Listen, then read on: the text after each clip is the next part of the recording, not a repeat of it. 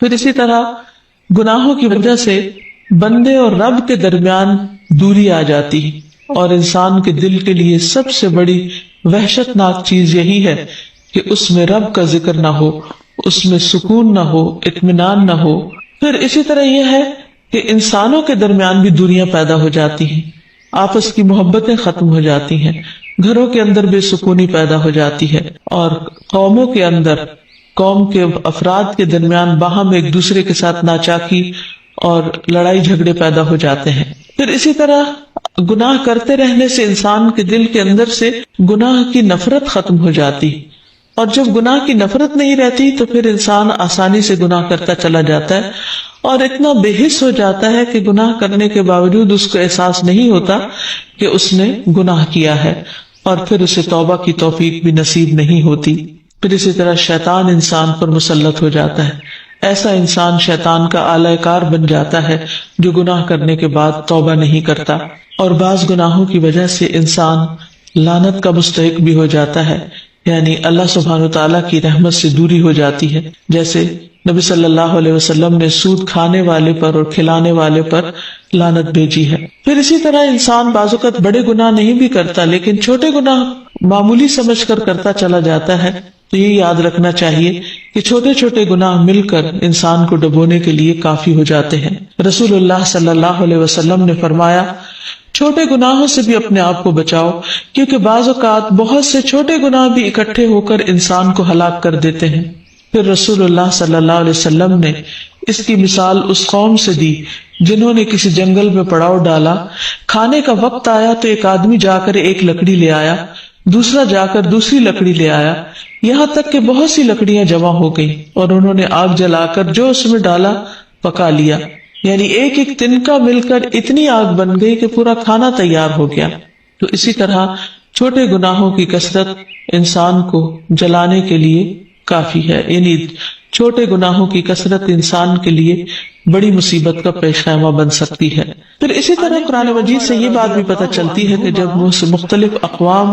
کھلم کھلا گناہ کرنے لگتی ہیں تو عمومی طور پر ان پر عذاب آ جاتا ہے۔ اللہ تعالیٰ فرماتے ہیں، وَاتَّقُوا فِتْنَةً لَا تُصِيبَنَّ الَّذِينَ ظَلَمُوا مِنْكُمْ خَاصَّةً وَاعْلَمُوا أَنَّ اللَّهَ شَدِيدُ الْعِقَابِ، اور اس مصیبت سے بچ جاؤ جو صرف انہی لوگوں کے لیے مخصوص نہ ہوگی جنہوں نے تم میں سے ظلم کیا، اور جان لو اللہ سخت سزا دینے والا ہے۔ یعنی اس عذاب سے بچ کے رہو، اللہ تعالیٰ سے توبہ کرتے رہو، کہیں ایسا نہ ہو کہ دوسروں کے گناہوں کی وجہ سے تم پر بھی عذاب آ جائے، کیونکہ جب کسی قوم میں گناہ ہوتے ہیں اور ان گناہوں کو روکنے کی کوئی کوشش نہیں کی جاتی تو پھر عمومی طور پر ایسی تکلیفیں آتی ہیں جو سب کو اپنی لپیٹ میں لے لیتی ہیں، حتیٰ کہ باقی مخلوقات پر بھی اس کا اثر پڑتا ہے، یعنی صرف انسان ہی نہیں جانوروں تک کو تباہ و برباد کر دیتی ہیں ایسی مصیبتیں۔ رسول اللہ صلی اللہ علیہ وسلم نے فرمایا،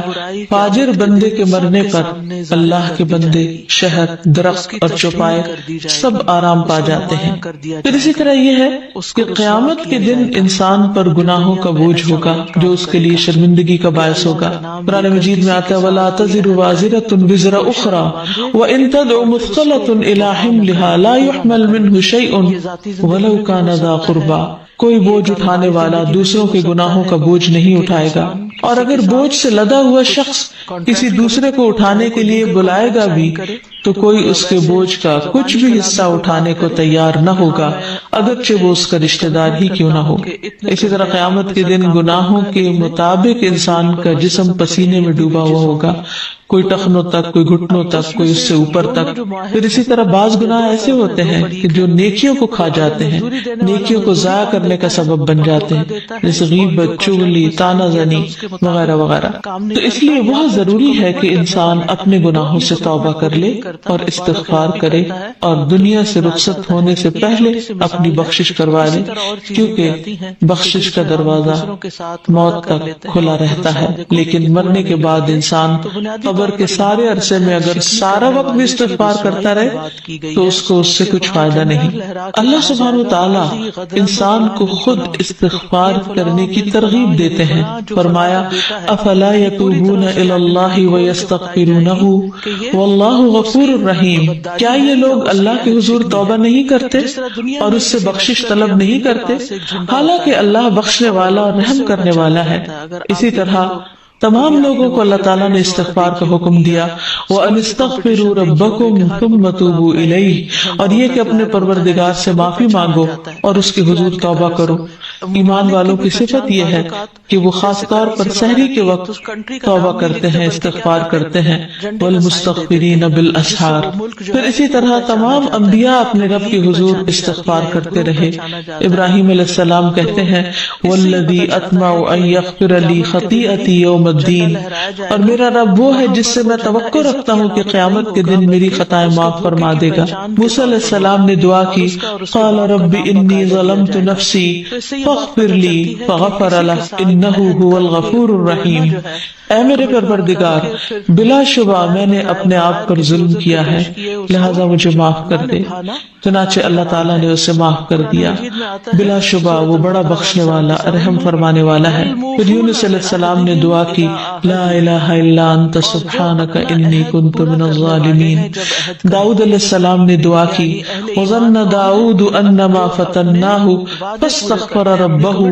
وخر راکعا واناب۔ اب داؤد کو خیال آیا کہ دراصل ہم نے اس کی آزمائش کی ہے، چنانچہ انہوں نے اپنے پروردگار سے معافی مانگی اور رکوع میں گر گئے اور اس کی طرف رجوع کر لیا۔ تو اس سے پتہ چلتا ہے کہ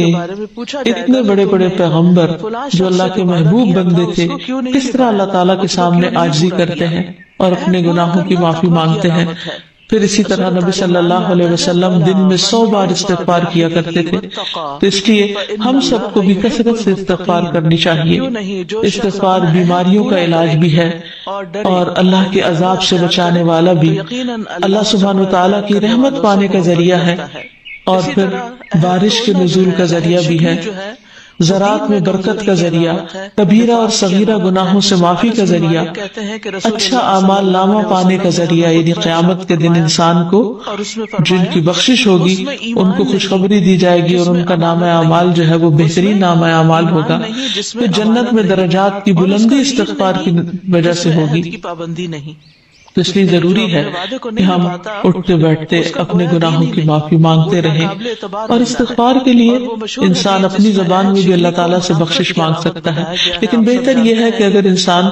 قرآنی دعاؤں اور مسنون دعاؤں کا سہارا لے اور ان کو سیکھ بھی لے، کیونکہ یہ ہم سب کی ضرورت ہے۔ جہاں تک قرآنی دعاؤں کا تعلق ہے تو اس میں آتا ہے رب انی ظلمت نفسی فاغفر لی، اے میرے رب بلا شبہ میں نے اپنے آپ پر ظلم کیا ہے، لہذا مجھے معاف فرما دے۔ پھر ہے رب اغفر وارحم وانت خیر الراحمین، اے میرے رب بخش دے اور رحم کر، اور تو رحم کرنے والوں میں سب سے زیادہ رحم والا ہے۔ پھر ہے رب اغفر لی ولوالدی وللمؤمنین یوم یقوم الحساب، اے پروردگار مجھے بخش دے، میرے والدین اور سارے مومنوں کو جس دن حساب کتاب ہو۔ پھر ایک اور دعا ہے ربنا اتمم لنا نورنا واغفر لنا انک علی کل شیء قدیر، اے ہمارے رب ہمارے لیے ہمارا نور پورا کر دے اور ہمیں بخش دے، یقیناً تو ہر چیز پر خوب قادر ہے۔ پھر ہے ربنا اغفر لنا ذنوبنا واسرافنا فی امرنا وثبت اقدامنا وانصرنا علی القوم الکافرین، اے ہمارے رب ہمارے گناہ بھی معاف فرما دے اور ہمارے کام میں اگر زیادتی ہو گئی ہو تو اسے بھی معاف فرما دے، اور ہمیں ثابت قدم رکھ اور کافروں کے مقابلے میں ہماری مدد فرما۔ پھر اسی طرح نبی صلی اللہ علیہ وسلم نے جو استغفارات سکھائے ہیں ان میں آتا ہے استغفر اللہ و اتوب الیہ، رب اغفر لی رب اغفر لی، پھر رب اغفر لی ما اسررت وما اعلنت، پھر ہے اللہم اغفر لی ذنبی وخطئی وعمدی، پھر ہے سبحان اللہ وبحمدہ استغفر اللہ و اتوب الیہ، پھر اسی طرح استغفر اللہ الذی لا الہ الا هو الحی القیوم و اتوب الیہ، پھر ہے اللہم اغفر لی ذنبی کلہ دقہ و جلہ، اولہ و آخرہ و علانیتہ و سرہ، اے اللہ میرے تمام گناہ معاف کر دے، چھوٹے بڑے، اول آخر، ظاہری اور پوشیدہ۔ پھر اسی طرح اللہم انی ظلمت نفسی ظلما کثیرا ولا یغفر الذنوب